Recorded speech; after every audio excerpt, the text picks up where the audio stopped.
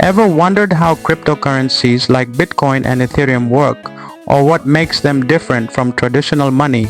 Stay with me, because in just a few minutes, you'll understand the magic of blockchain and cryptocurrency. Cryptocurrency is digital money that operates independently of banks.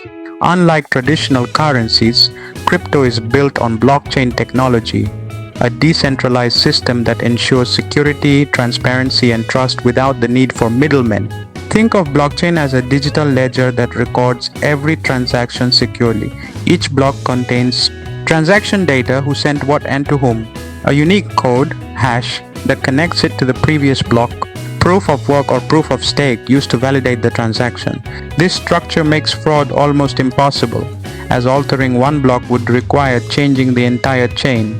Traditional banks control and verify transactions, but with cryptocurrency, transactions are validated by a network of computers, making the system decentralized and borderless. This means no central authority controls it.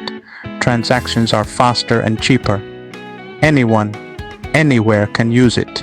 Transactions are verified through a process called mining or staking. Mining, proof of work, POW. Miners compete to solve complex puzzles, securing the network.